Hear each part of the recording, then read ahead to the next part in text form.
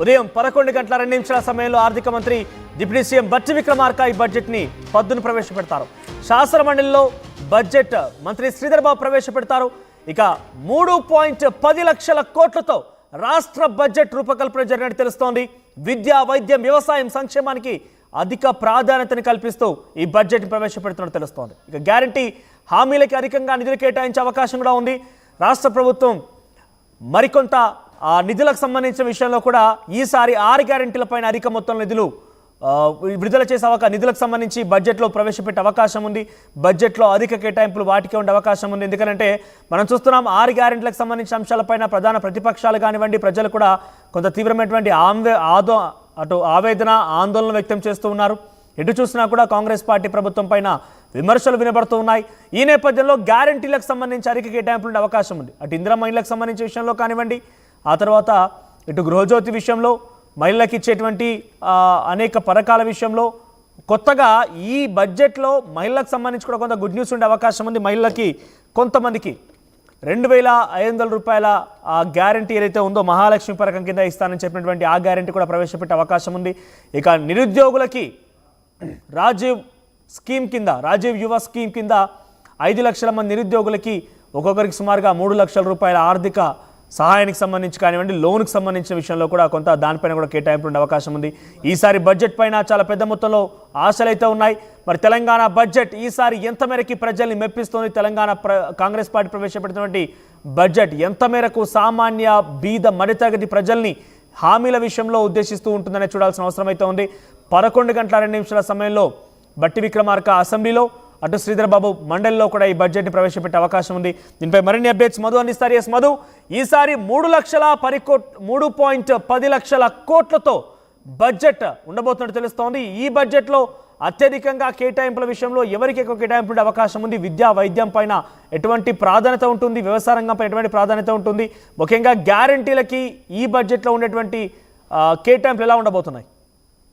Exactly 2024-25 సంవత్సరానికి సంబంధించి 2,91,000 కోట్లకు పైగా బడ్జెట్ ప్రవేశపెట్టింది. సో ఈసారి ఇంకా హైప్ తీసుకెళ్లాలనేటువంటి ఉద్దేశం లేదు రాష్ట్ర ప్రభుత్వానికి. వాస్తవిక బడ్జెట్ రాష్ట్ర ప్రజలకు తెలియజేసేలా, రాష్ట్ర ఆర్థిక పరిస్థితి బాగాలేదు అనేటువంటిది పదే పదే మంత్రులు, ముఖ్యమంత్రి చెప్తా ఉన్నారు. కాబట్టి వాస్తవిక బడ్జెట్ అంటే అసలు ఆదాయం తగ్గింది మన రాష్ట్ర ప్రభుత్వానికి. కాబట్టి పక్క రాష్ట్రాలను గతంలో ప్రవేశపెట్టిన బడ్జెట్ అంచనాలను మించి బడ్జెట్ తయారు చేయకుండా తక్కువ మొత్తంలోనే ఈసారి వాస్తవిక బడ్జెట్ కి ఆదాయానికి తగ్గట్టుగా బడ్జెట్ రూపకల్పన చేసినట్టుగా తెలుస్తా ఉంది. దీనికి సంబంధించి అందులో భాగంగానే కేటాయింపులకు సంబంధించి కూడా చూస్తే 2025-26కి సంబంధించి 3,15,000 కోట్ల మధ్యలో వీటికి సంబంధించిన బడ్జెట్ కేటాయింపులు ఉండే అవకాశం ఉంది.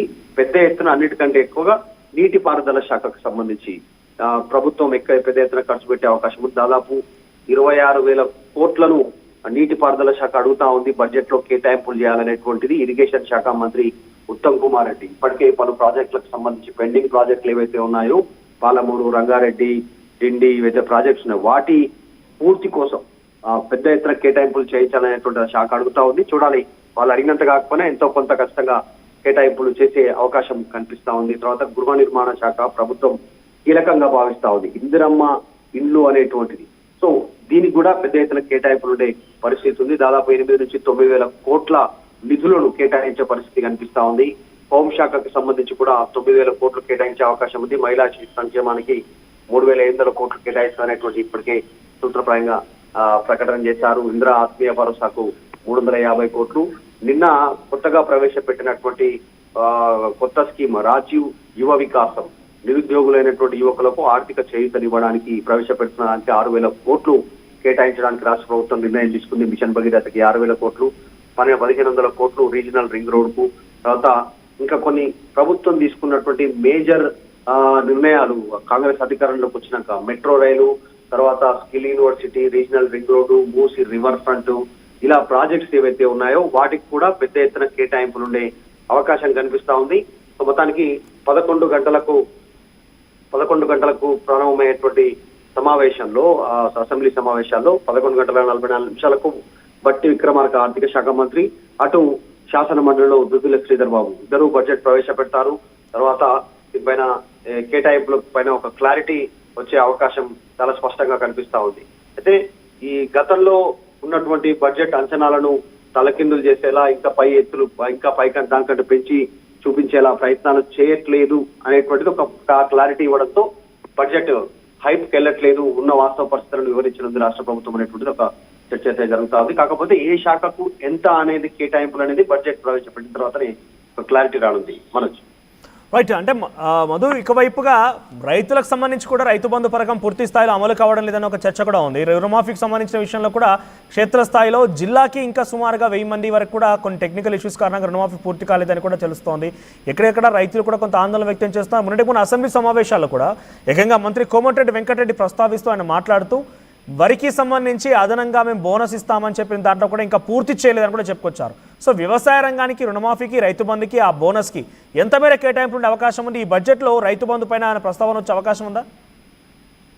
ఖచ్చితంగా. అంటే ఆల్రెడీ ప్రభుత్వం ఏదైనా మాన్యువల్ ఎర్రర్ ఏమన్నా కొన్ని ఇబ్బందికరమైన పరిస్థితులు ఉన్నాయేమో, మిగతా అంతా 100% పూర్తయింది అనేటువంటిది ప్రభుత్వం చెప్తా ఉంది. డైరెక్ట్ గా ముఖ్యమంత్రి చెప్తా ఉన్నారు. కానీ క్షేత్రస్థాయిలో ఆ పరిస్థితులు లేదనేటువంటిది ప్రతిపక్షాలు ఆరోపణలు చేస్తా ఉన్నాయి. దానికి సంబంధించి పెద్దగా అలొకేషన్స్ కేటాయింపులు ఏమి ఉండకపోవచ్చు. ఎందుకంటే 2 లక్షల పైన రుణమాఫీ ఉన్నటువంటి వారు ఎవరైతే ఉన్నారో, రుణాలు తీసుకున్న వారు, ఆ పైన ఉన్నటువంటి అమౌంట్ పే చేస్తే ఆటోమేటిక్ గా మీ రుణమాఫీ క్లియర్ అవుతుంది అనేటువంటిది ప్రభుత్వ వెర్షన్. సో అలా చేయడానికి సిద్ధంగా ఉన్నా కూడా బ్యాంక్ అధికారులు యాక్సెప్ట్ చేయట్లేదు. దానికి సంబంధించి ప్రభుత్వం నుంచి మాకు క్లారిటీ లేదు అనేటువంటిది వాళ్ళు చెప్తా ఉన్నారనేటువంటి ఒక చర్చ కూడా జరుగుతా ఉంది. సో దానిపైన పెద్దగా ఆలోచన దీంట్లో దృష్టి పెట్టకపోవచ్చు. ఆల్రెడీ దాన్ని ముగిసిన స్కీమ్ గా రాష్ట్ర ప్రభుత్వం చెప్తా ఉంది. ఇప్పుడు కొత్తగా వ్యవసాయానికి సంబంధించినటువంటి అంశాలపైనే దృష్టి పెడతా ఉన్నారు. నీటిపారుదల కానీ, మంచినీటికి సంబంధించినటువంటి విషయాలు కానీ, మిషన్ భగీరథ విషయంలో కానీ, తర్వాత ఇటు ఇరిగేషన్ డిపార్ట్మెంట్ పైన కానీ పెద్ద ఎత్తున దృష్టి పెడతా ఉన్నారు ప్రాజెక్టులకు సంబంధించి.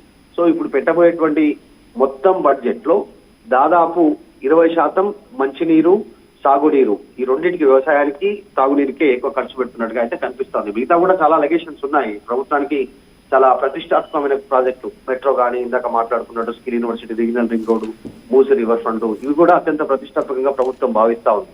తర్వాత నగరంలో చేయాల్సినటువంటి అభివృద్ధి, ఇలా కొన్ని ఇంపార్టెంట్ కి సంబంధించినటువంటి ప్రాజెక్టు, ఇలా కాంగ్రెస్ మార్క్ ప్రాజెక్టులు ప్రకటన చేశారో వాటికి కూడా పెద్ద ఎత్తున అలొకేషన్స్ ఉండే పరిస్థితి ఉంది.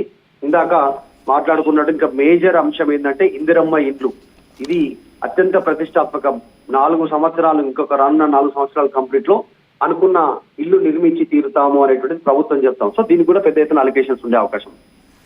Right Madhu, so budget Telangana రాష్ట్రానికి సంబంధించి అసెంబ్లీ బడ్జెట్ సెషన్స్ కొనసాగుతున్నాయి. ఈరోజు బడ్జెట్ ప్రవేశపెట్టబోతున్నారు డిప్యూటీ సీఎం ఆర్థిక శాఖ మంత్రి బట్టి విక్రమార్క.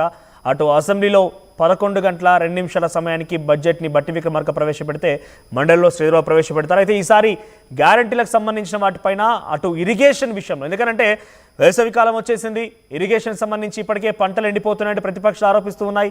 సో అటు ఇరిగేషన్ ప్రాజెక్టుల విషయంలో కొంత శ్రద్ధ చూపించే అవకాశం ఉంది. ఆ తర్వాత విద్యా, వైద్యం, వ్యవసాయం పైన కూడా కొంత అధిక ప్రాధాన్యత ఇచ్చే అవకాశం ఉంది. అయితే ఈసారి బడ్జెట్ 3,10,00,000 కోట్లు, అంటే 3.